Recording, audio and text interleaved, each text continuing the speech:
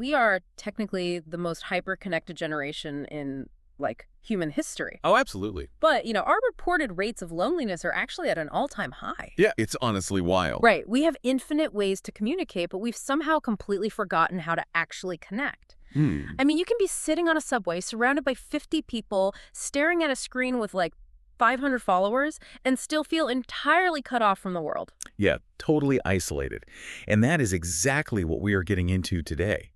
We have a really fascinating deep dive lined up for you. Okay, let's unpack this. We are looking at a wildly unexpected source for this, right? Right. It's a deeply reflective document titled The Gift of the Risen Christ, From Isolation to Connection. And the mission of this deep dive is to basically figure out how this text reframes the Easter story. Exactly. The author deliberately shifts the focus. Instead of presenting it merely as a historical or theological doctrine to be debated. Which is how it's usually treated. Right, exactly. Instead of that, the text actually positions it as this highly sophisticated relational map. A relational map. I like that. Yeah, it addresses that very human, quiet ache of disconnection that, really transcends any specific religious belief. It's just a universal human experience. Precisely. And to set the scene, the author opens the text by grounding us in a very physical sensory metaphor. Oh, the darkness thing. Yes. They point out that the traditional Easter Vigil liturgy begins in literal, total, enveloping darkness. Which makes me think about that really specific primal feeling when you're sitting in a familiar room, maybe, like your own living room. Right. And the power suddenly goes out at night. Oh, yeah. That is the worst. A second ago, you knew exactly where everything was, but the moment you were in pitch black, the walls feel like they've just disappeared. Yes. The space suddenly feels huge and kind of hostile. Exactly. Disorienting. And the physical environment hasn't actually changed at all, but your ability to locate yourself within it has been severed. Wow, yeah. The text argues that this physical darkness directly mirrors the emotional darkness we inevitably face in life. Like severe loneliness? Loneliness, intense grief, and that terrifying feeling of being cut off from others, from ourselves, and honestly from God, for those who are religious. So it's an emotional blackout. That's a great way to put it. The central assertion of the document is that into this highly specific emotional blackout, a light is lit. And the text makes it clear that it's not just a symbolic gesture, right? It's a deeply personal presence. Exactly. But before the author even explores specific stories of how that light operates, they establish like a foundational prerequisite for this connection. And it goes against almost everything modern culture teaches us. Right. Here's where it gets really interesting. Tell me. The text argues that Christ, in this narrative, doesn't wait for us to become strong or spiritually polished. Oh, I love that phrase, spiritually polished. Yeah, the movement is entirely toward our isolation. He actively seeks out the fractures. What's fascinating here is how that flips the traditional self-improvement script entirely on its head. Totally. If you look at the messaging we constantly absorb, communion, or deep connection, is framed as a reward. Like a reward for getting your life together. Exactly. It's the prize at the end of the optimization maze. You do the work, you fix yourself, and then you get the connection. Right, but this document argues the opposite. It does. It argues that the gift of communion is actually the medicine administered precisely when you are at your absolute lowest. Wow. The divine doesn't stand at the finish line applauding your progress. It walks right into the middle of the mess you've made. Or the mess that's been made of you. Yes, exactly. Think about the massive cognitive dissonance that creates for us today. Oh, for sure. I mean, we treat our lives like curated exhibits. We wait to be spiritually polished before we let anyone in. Like an Instagram filter for our actual souls. Yes. Our instinct is always to hide our fractures. Or we think, well, once I get over this breakup, once I fix my career. Once I stop feeling so anxious all the time. Right. Then I will be worthy of rejoining the world. We actively conceal the brokenness until we think it's fixed. But the text is claiming that the fracture itself is exactly where the connection has to begin. The hiding is actually preventing the cure. Which brings us to how the text illustrates this whole mechanism in practice. Because the author doesn't just leave this as some high-level philosophical concept. Right. They examine specific human reactions to trauma, and the very first reaction is the paralysis of profound loss. This is the Mary Magdalene story, right? Yes. It's illustrated by the story of Mary Magdalene weeping outside a tomb. She is completely engulfed in confusion there. Absolutely. The person she anchored her entire identity to is just gone, and she is stranded in an emotional void. Okay, I have to push back here for a second, though. Go for it. Because the text claims the turning point in her despair isn't some grand, spectacular miracle. Right, it's not. It's simply Jesus looking at her and calling her by her specific name, just saying Mary. And the author states that in this exact moment, quote, isolation shatters. Honestly, that feels really simplistic, almost like a cheap parlor trick. How so? Well, I mean, if someone is deep in profound, life-altering trauma, a single word doesn't instantly shatter their isolation. What is the text actually claiming is happening in that split second? That's a really fair question. To understand the mechanism, we have to look at the psychology of profound grief. Okay. Grief inherently makes you feel like an alien speaking a language that literally no one else understands. Yeah, that's true. The cognitive load of carrying a devastating loss Yeah. totally separates you from the reality everyone else is occupying. You're just in a different world. Exactly. So when someone uses your name in the highly specific context this text describes, they aren't just getting your attention. What are they doing? They are validating your existence in a moment when you feel entirely untethered. Oh. The text is arguing that hearing her name from this specific presence operates as like an existential grounding cord. It literally pulls her back into shared reality. Okay, I see what you're saying now. It's the difference between just general noise and specific acknowledgement. Yes, exactly. Like, imagine you are forced to attend a really crowded party right after getting a devastating medical diagnosis. Oh, that sounds awful. Right, you can be surrounded by 50 people making small talk. They're looking at you, they're handing you drinks. But you're not really there. Exactly. Until someone pulls you aside, looks you right in the eye, and truly acknowledges your specific agonizing reality. You are entirely alone in that crowded room. Yes. General noise doesn't cure isolation. Being deeply, accurately seen does. And that transitions the individual from a state of total loss to a state of belonging. Because Mary is seen. Right. And from that moment of being known, she is commissioned to reconnect with the community. But Mary's grief left her paralyzed out in the open, which isn't the only way we react to trauma. Not at all. Human trauma doesn't always look like weeping at a tomb. Sometimes it looks like aggressive self-preservation. Yes, and that's what the author explores next. What happens when our fracture makes us actively build walls? Which brings us to the disciples in the locked room. Exactly. The source material describes them in the immediate aftermath of the crucifixion. And they aren't just sad, right? They are terrified. Oh, they are completely terrified. They are hiding behind physically locked doors. Paralyzed by fear. Fear, and honestly, a massive amount of shame, given that most of them had literally just abandoned their friend when he needed them the most.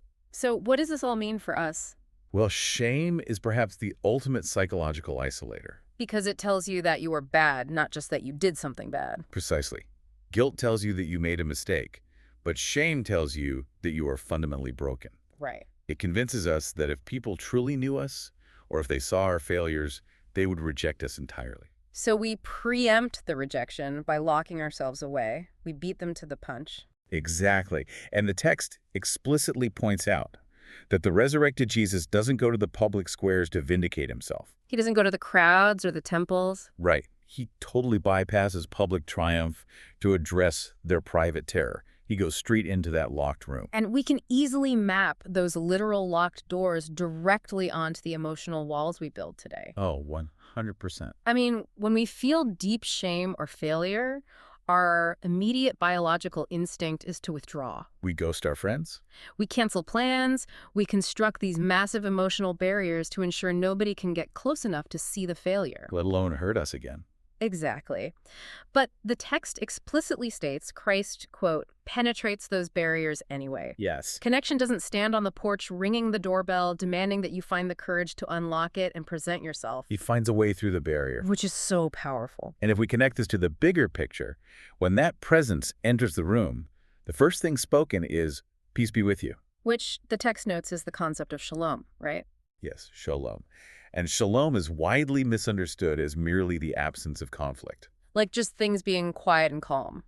Right. But in this context, it implies a holistic, systemic restoration. Oh, wow. The author writes that this specific peace restores relationships on 3 distinct levels. What are they? With God, with others, and fundamentally with oneself. So it is an active presence that unlocks the heart from the inside out. Yes, it's the ultimate countermeasure to shame. Because shame dictates that you must hide to survive. And this presence dictates that you will be found even where you hide. And the discovery will bring peace, not condemnation. Exactly. But, sometimes trauma isn't static either. Right, it isn't always paralysis like Mary, and it isn't always hiding behind a locked door like the disciples. Sometimes trauma is motion. It's flight. Oh, the Emmaus Road. Yes, that is the dynamic the text explores through the Emmaus Road narrative. We have two individuals who are actively walking away from Jerusalem. Steeped in just completely wandering despair. Because they had hoped for a triumphant revolution, and instead, they witnessed an execution. Their expectations are completely shattered. And their response is to just throw their hands up and walk away from their community entirely. Right. And the sequence of events the author highlights here is honestly a masterclass in human psychology. Jesus joins them on the road. He does, but he doesn't immediately reveal his identity. And he doesn't immediately tell them why their theology is wrong either. Exactly. The text emphasizes that first, he simply accompanies them. He listens to their shattered expectations. He allows them to vent the full scope of their despair. Think about how contrary that is to our normal social conditioning. Oh, it's completely backward. Right. When we witness someone else's despair, it causes us physical, sympathetic distress. Like, it literally makes us uncomfortable. Yes, we experience what psychologists sometimes call the fixer's panic. The fixer's panic. I love that term. We get so viscerally uncomfortable with their pain that we just want to shortcut their grief to ease our own discomfort. Right. So we skip the listening phase entirely. We throw out these toxic positivity platitudes like, oh, everything happens for a reason. Or time heals all wounds. Exactly. We prioritize our comfort over their need to actually process reality. But the text mandates a completely different sequence. The presence listens first. It becomes fully submerged in their disappointment. Yes. Only after they have totally exhausted their despair does he begin to reframe their story. Because you can't successfully reframe someone's narrative until they genuinely feel heard. Exactly. This raises an important question, though. What's that? How do they actually find renewed purpose? Because even then, the intellectual reframing isn't what ultimately cures their isolation. Oh, right. The text notes that the actual moment of recognition, the moment their eyes are opened, happens during this incredibly mundane act. Sharing a meal. Breaking bread. Which is so interesting. Out of all the ways to reveal a grand divine truth, why does the text pinpoint sitting down to eat as the catalyst for recognition? Because sharing a meal literally feels as a shift in our nervous system. Really? How so? Well, when you are walking and debating theology or venting trauma, you are entirely in your head. Your cognitive defenses are totally up. Right. But sitting down to eat is a biological somatic equalizer.